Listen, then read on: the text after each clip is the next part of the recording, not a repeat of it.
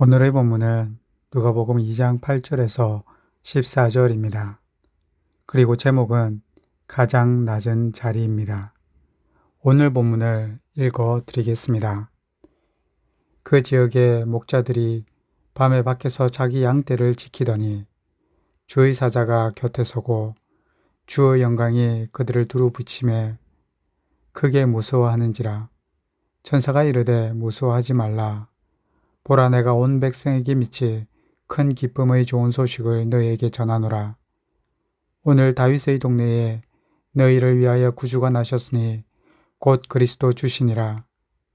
너희가 가서 강보에 쌓여 구에 누워 있는 아기를 보리니 이것이 너희에게 표적이니라 하더니, 오리니 수많은 천군이 그 천사들과 함께 하나님을 찬송하여 이르되, 지극히 높은 곳에서는 하나님께 영광이요 땅에서는 하나님이 기뻐하신 사람들 중에 평화로다 하니라. 아멘.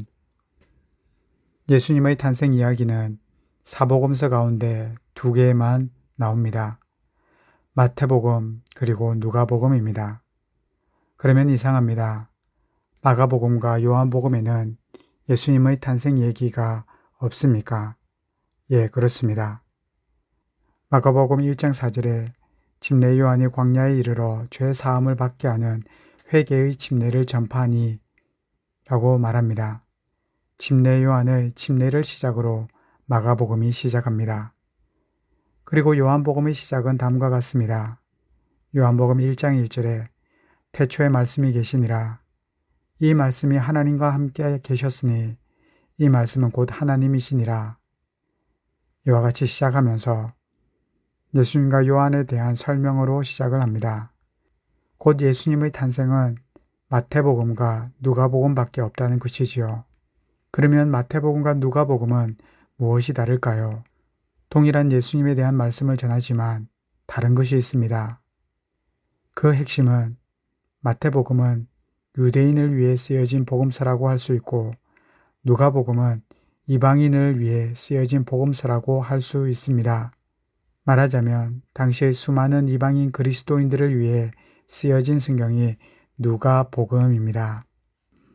누가복음 2장 1절에서 7절에 보면 당시의 배경을 알 수 있습니다. 로마 황제가 아우구스투스 황제 때였습니다.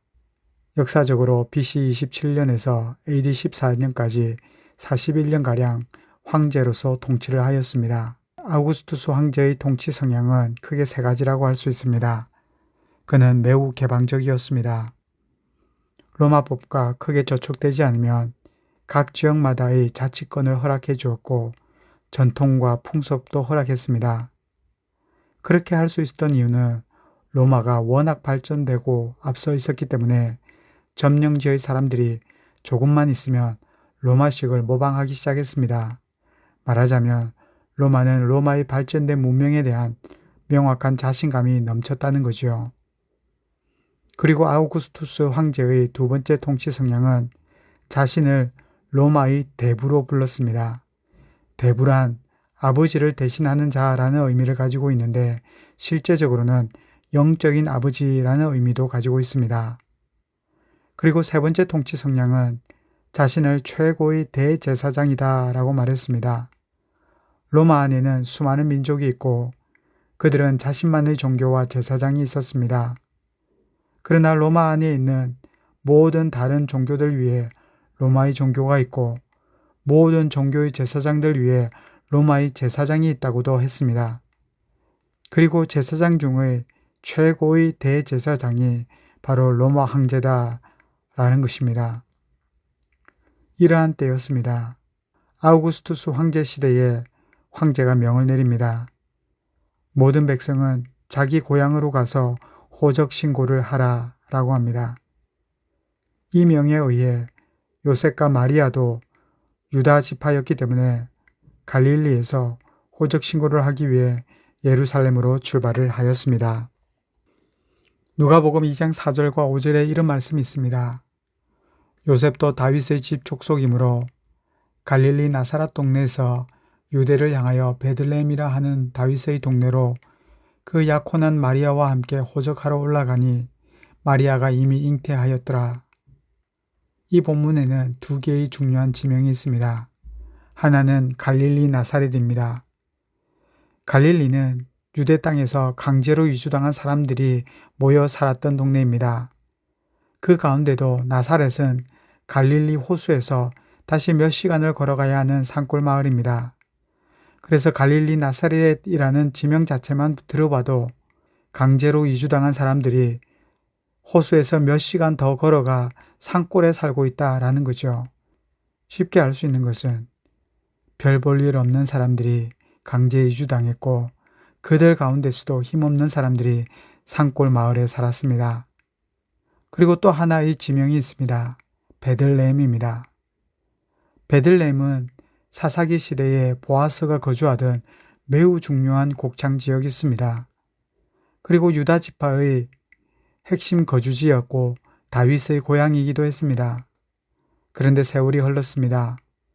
다윗은 예루살렘을 중심으로 성을 건축하고 성을 키워갔습니다.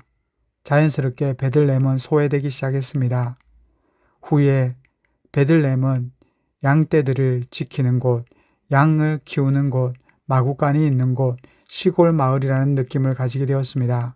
결국 예수님의 집은 나사렛이고 예수님이 태어난 지역은 베들레헴입니다.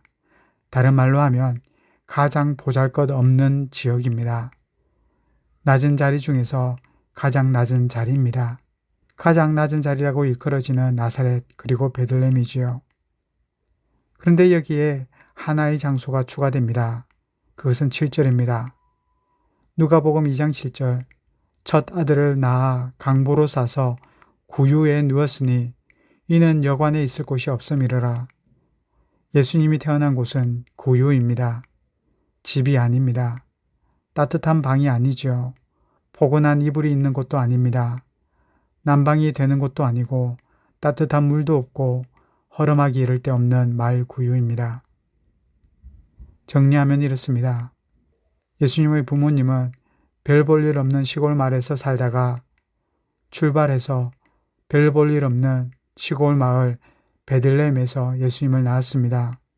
그것도 집이 아닌 마구간에서 출생했고 마을 구유에서 뉘어졌습니다.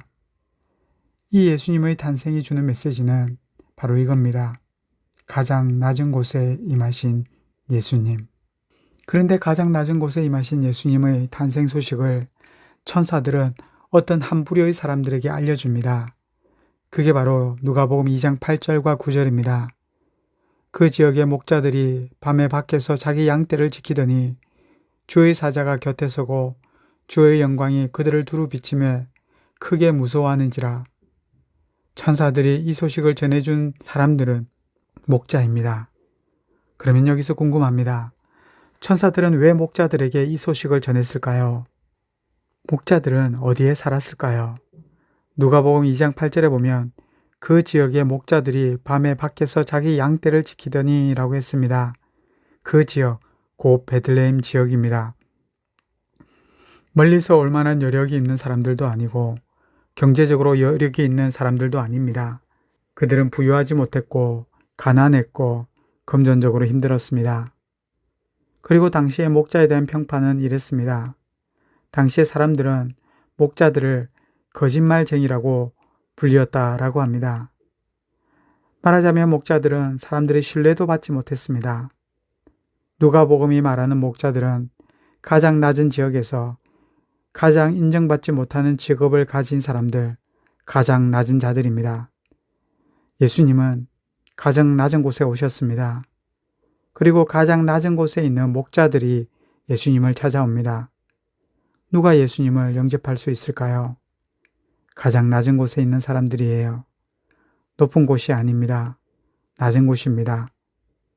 높은 곳을 좋아하는 사람들에게 하나님의 천사가 나타난 것이 아니라 가장 낮은 곳에서 가장 낮은 자의 삶을 살아가는 그들에게 천사는 나타났습니다. 그리고 그들은 아기 예수님을 영접하게 되었습니다. 그리고 바로 그곳에서 놀라운 찬양이 이어집니다. 13절과 14절입니다. 호련히 수많은 천군이 그 천사들과 함께 하나님을 찬송하여 이르되 지극히 높은 곳에서는 하나님께 영광이요 땅에서는 하나님이 기뻐하시는 사람들 중에 평화로다 하니라. 오늘 말씀을 마무리하겠습니다.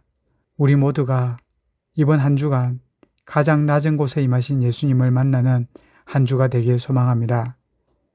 가장 낮은 곳에 있는 목자들이 예수님을 만났듯이 우리도 가장 낮은 곳에서 주님을 깊이 있게 만나며 찬양하는 한 주가 되어 하나님을 향한 찬양이 충만하길 소망합니다.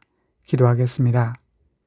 하나님 아버지, 우리 예수님께서 가장 낮은 곳에 임하신 것처럼 우리도 이번 한 주간 높은 곳을 탐하지 않게 하여 주시옵소서. 가장 낮은 곳에 있었던 목자들처럼 우리도 가장 낮은 곳에서 우리의 영원한 목자 되신 예수님을 만나 그분의 인도하심을 따라가게 도와주시옵소서. 높은 곳에 마음을 두지 않게 도와주시고 교만하지 않게 도와주시며 낮은 자요 겸손한 자가 되어 예수님을 깊이 체험하게 도와주시옵소서. 예수님의 이름으로 기도드립니다. 아멘.